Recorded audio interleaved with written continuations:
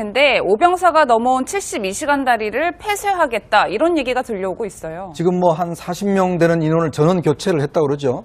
그리고 지금 여기에 보면 이제 그 72시간 다리란 게 있는데 이게 이제 1976년도에 우리가 도끼 만행 사건이 있었지 않습니까? 네. 그때 당시만 하더라도 이제 그 전에는 사실 이게 JSA가 남북 군인들에서 좀 어떤 면에서 굉장히 자유롭게 접촉을 했어요. 우리가 뭘 먹는 거 주기도 하고 저쪽에 주기도 하고 또 그리고 또 그때 당시만 하더라도 북한이 상당히 경제력이 낮기 때문에 우리 군이 오히려 넘어가는 경우도 있었습니다. 근데 이제 도끼 만행 사건 있고 난 다음에 그 돌아오지 않는 다리를 폐쇄를 해버렸어요. 그러다 보니까 북한이 쓸 수 있는 다리가 없어서 북한이 저걸 72시간 만에 다리를 완공했다고 그래서 이제 72시간 다리다 이렇게 이제 명명을 하고 있거든요. 보셔서 알겠지만 거기에는 이게 지금 거침이 없습니다. 그냥 없는데 지금 일단 그 북한군에서 아마 저기에다가 이제 통문 그걸 아마 설치를 할 가능성이 높아요. 우리 군도 보면 이제 다리에 보면 쇠창살을 해서 그걸 직접 열어야지만이 들어갈 수 있는 거 아니겠습니까? 그렇죠. 아마 지금 일단 다리를 일단 폐쇄를 하고 저 앞에다가 통문 설치를 해서 실제 저기에 들어가는 인원들을 통제하는 아마 그런 식의 조치들을 취하지 않을까 싶습니다. 저 정도면 김기호 교수님 분위기가 상당히 엄혹해질 것 같은데요. 그렇죠. 저 다리를 폐쇄할 수는 없습니다. 예. 왜냐하면 개성 후방으로부터 민경대로부터 각종 보급 지원과 판문점 대표부 판문각으로 들어가는 그게 마지막 그 사천에 있는 다리이기 때문에 원래 그 전에는 군사분계선 남쪽에 지금 김현정 의원님 말씀하시면 이현정 의원님 말씀하신 돌아오지 않는 다리가 있었거든요.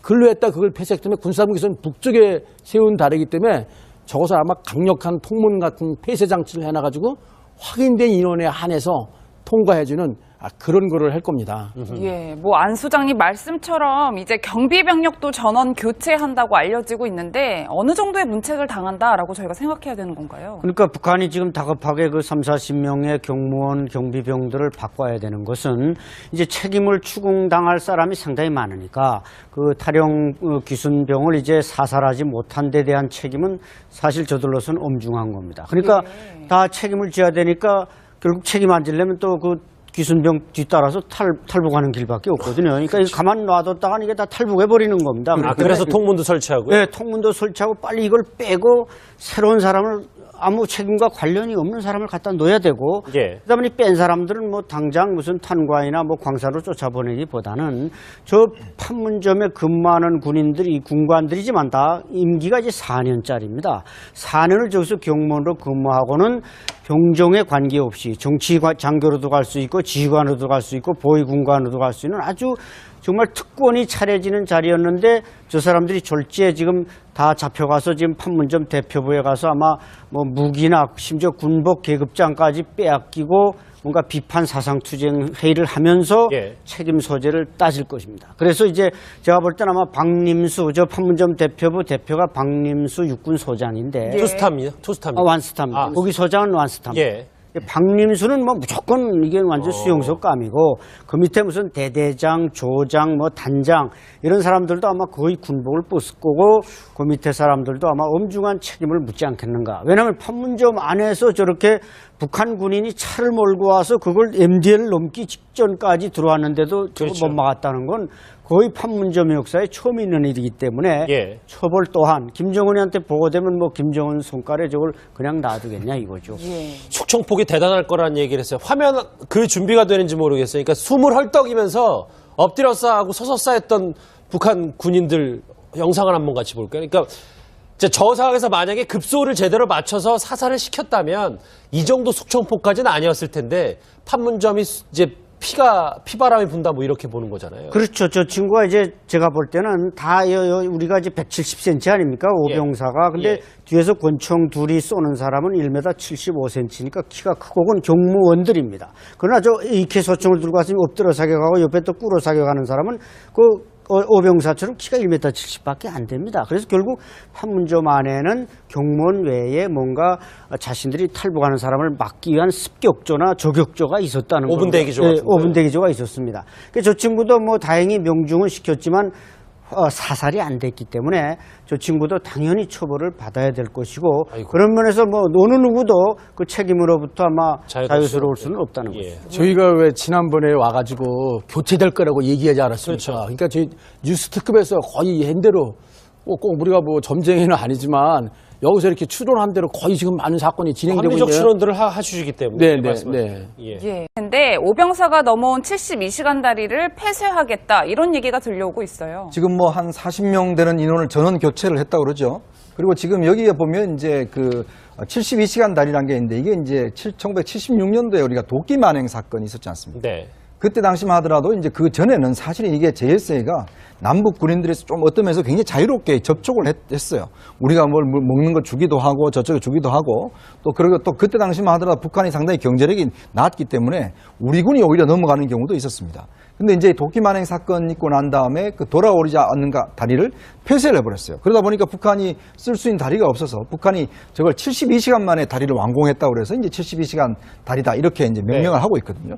보시서 알겠지만 거기에는 이게 지금 거침이 없습니다. 그냥 없는데 지금 일단 그 북한군에서 아마 저기에다가 이제 통문 그걸 아마 설치를 할 가능성이 높아요. 우리 군도 보면 이제 다리에 보면 쇠창살을 해서 그걸 직접 열어야지만이 들어갈 수 있는 거 아니겠습니까? 그렇죠. 아마 지금 일단 다리를 일단 폐쇄를 하고 저 앞에다가 통문 설치를 해서 실제 저기에 들어가는 인원들을 통제하는 아마 그런 식의 조치들을 취하지 않을까 싶습니다. 저 정도면 김기호 교수님 분위기가 상당히 엄혹해질 것 같은데요. 그렇죠. 저 다리를 폐쇄할 수는 없습니다. 예. 왜냐하면 개성 후방으로부터 민경대로부터 각종 보급 지원과 판문점 대표부 판문각으로 들어가는 그게 마지막 그 사천에 있는 다리이기 때문에 원래 그 전에는 군사분계선 남쪽에 지금 김현정 의원님 말씀하시면 이현정 의원님 말씀하신 돌아오지 않는 다리가 있었거든요.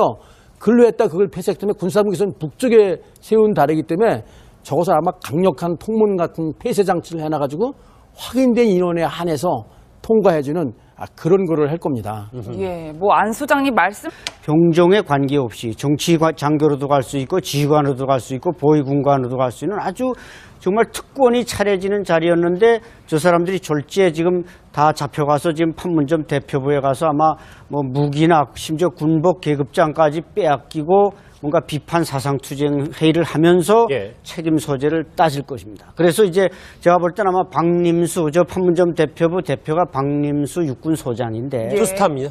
완스타입니다. 거기 소장은 완스타입니다. 예.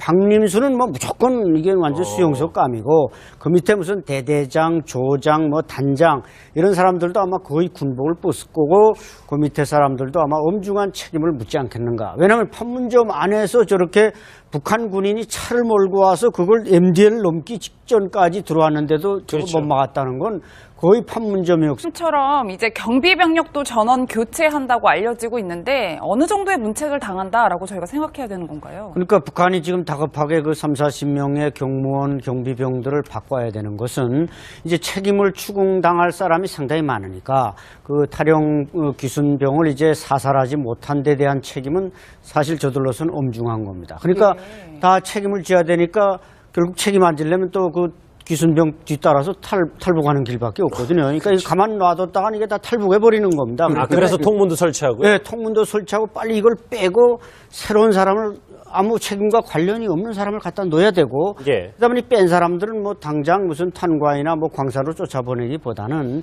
저 판문점에 근무하는 군인들이 군관들이지만 다 임기가 이제 4년짜리입니다.